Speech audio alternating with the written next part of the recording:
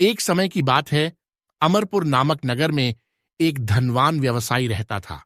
उसका व्यापार बहुत दूर तक फैला हुआ था। यहाँ के सभी नगरवासी उसका बहुत आदर करते थे। उस व्यापारी के पास किसी भी चीज की कमी नहीं थी, लेकिन फिर भी वह अपने जीवन में सुखी नहीं था। दरअसल उस व्यापारी का एक भी बेटा नहीं था, जिस कारण हर समय उसे यही चिंता सताती थी कि उसके मरने के बाद उसकी संपत्ति की देखभाल कौन करेगा। वह व्यापारी बेटे की चाहत में हर सोमवार को बाबा भोलेनाथ की पूजा करता और शाम ढलते ही मंदिर जाकर शंकर भगवान के सामने दीप जलाता था। एक दिन मां पार्वती उसकी श्रद्धा भक्ति से खुश हो गईं। उन्होंने बाबा भोलेनाथ से उस व्यवसायी की इच्छा पूरी करने के लिए प्रार्थना की। इस पर भगवान शिव ने कहा, इस दुनिया में हर किसी को उसके कार्यों के आधार पर फल मिलता है। भगवान शंकर के समझाने पर भी पार्वती जी नहीं मानी। वह लगातार बाबा भोलेनाथ से यही कहती रहीं कि उस व्यापारी की इच्छा पूरी कर दीजिए।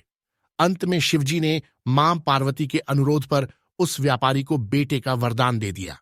आशीर्वाद देने के बाद भगवान शंकर ने पार्वती माता से कहा, मैंने आपके अनुरोध पर उस व्यापारी को बेटे की प्राप्ति का आशीर्वाद तो दे दिया, लेकिन उसका बेटा केवल 16 साल की उम्र तक ही जीवित रहेगा। यही बात भगवान शिव ने उस व्यापारी के सपने में जाकर उसे भी बताई। वरदान पाकर व्यापारी प्रसन्न था, लेकिन बेटे की उम्र 16 साल ही होगी सोचकर वह फिर दुखी हो गया। वह पहले की तरह फिर से हर सोमवार को भगवान शंकर की पूजा करने लगा। कुछ महीने बीतने के बाद उसके घर में एक बच्चे ने जन्म लिया जो बहुत सुंदर था। उसका नाम अमर रखा गया। बेटे के जन्म के साथ ही व्यापारी के घर में खुशियां छा गईं। बेटे के जन्म की खुशी में एक समारोह का भी आयोजन किया गया। इस जश्न के माहौल में व्यापारी अभी भी दुखी था। हर समय उसे यह डर लगा रहता था कि उसका बेटा अधिक दिनों तक जीवित नहीं रह सकेगा। धीरे धीरे समय बीतता गया और उसका बेटा अमर 12 साल का हो गया। एक दिन व्यापारी ने अपने बेटे को अपनी पत्नी के भाई दीपचंद के साथ पढ़ाई के लिए बनारस भेज दिया।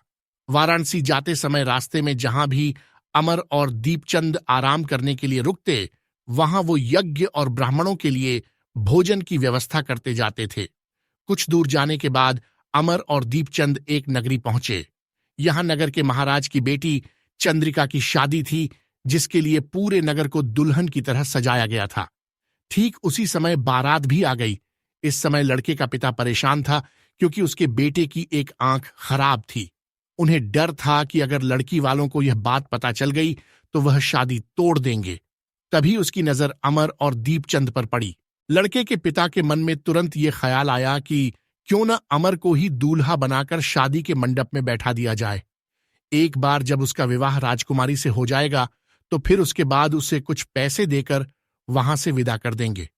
फिर राजकुमारी और अपने बेटे को अपने घर ले आएंगे। लड़के के पिता ने बिना देरी किए दीपचंद से इस बारे में बात की और धन का प्रस्ताव रखा। दीपचंद ने पैसों के लालच में आकर तुरंत हां बोल दिया और अमन को दूल्हा बनाकर मंडप में बैठा दिया। यहां राजा ने राजकुमारी का कन्यादान कर विवाह संपन्न कराया और बहुत सारी संपत्ति के साथ अपनी बेटी को विदा किया। शादी के बाद जब अमर वहां से लौट रहा था तो उसे लगा कि झूठ बोलना सही नहीं है और उसने राजकुमारी चंद्रिका के दुपट्टे पर सारी सच्चाई लिख दी। अमर ने लिखा, प्रिय राजकुमारी चंद्रिका, तुम्हारे साथ छल हुआ है। तुम्हारा विवाह मेरे साथ कराया गया। मैं एक व्यापारी का पुत्र हूं और फिलहाल पढ़ाई के लिए वाराणसी जा रहा हूं। तुम्हारी शादी जिससे तय हुई थी उसकी एक आंख खराब है। राजकुमारी ने यह सच जानने के बाद उस लड़के के साथ जाने से इनकार कर दिया और अपने पिता के साथ ही रहने लगी। उधर अमर वाराणसी के गुरुकुल में पहुंचकर पढ़ाई करने लगा। धीरे धीरे समय बीतता गया और अमर 16 साल का हो गया।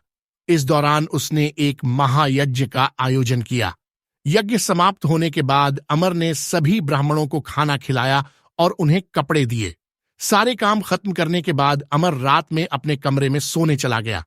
भगवान शंकर के वरदान के मुताबिक उसी रात अमर के प्राण चले गए। अगली सुबह जब दीपचंद उसके कमरे में पहुंचा तो उसने देखा कि अमर जीवित नहीं है। वह जोर जोर से रोने लगा। उसकी रोने की आवाज सुनकर आसपास के लोग भी इकट्ठा हो गए और अपना दुख जताने लगे। दीपचंद के रोने की आवाज भगवान शिव और मां पार्वती के कानों तक भी पहुंची। यह सुन माता पार्वती ने कहा, हे स्वामी, मैं दीपचंद के रोने की इस आवाज को बर्दाश्त नहीं कर पा रही हूं। कृपा करके इसके दुख को दूर करें। पार्वती जी की बात सुनकर बाबा भोलेनाथ अमर के पास पहुंचे। यहां उन्होंने देखा कि यह तो वही बालक है जिसे केवल 16 साल की उम्र तक ही जीवित रहने का आशीर्वाद मिला था। इसके बाद भगवान शिव सीधे मां पार्वती के पास पहुंचे और कहा, हे गौरी, मरने वाला बालक उसी व्यापारी का पुत्र है।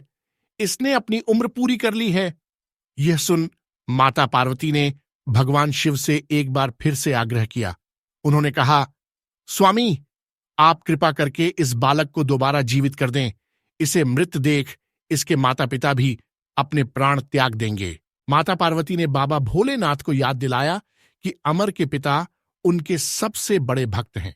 कई सालों से वह हर सोमवार को उनकी पूजा करते आ रहे हैं। मां गौरी के अनुरोध पर भगवान शंकर ने अमर को जीवित होने का आशीर्वाद दिया और अमर दोबारा जिंदा हो गया। कुछ समय बाद जब अमर की पढ़ाई पूरी हो गई तो वह अपने मामा दीपचंद के साथ वापस अपने गांव चला गया। चलते चलते दोनों उसी नगरी में जा पहुंचे जहां राजकुमारी चंद्रिका से उसका विवाह हुआ था। यहां पहुंचकर अमर ने एक महायज्ञ किया। तभी पास से गुजर रहे उस नगर के महाराज ने महायज्ञ होते देखा। महाराज ने एक ही पल में अमर को पहचान लिया और महायज्ञ के समाप्त होते ही वो अमर और दीपचंद को अपने साथ ले गए। कुछ दिनों तक उन्होंने अमर और दीपचंद को अपने महल में ही रखा।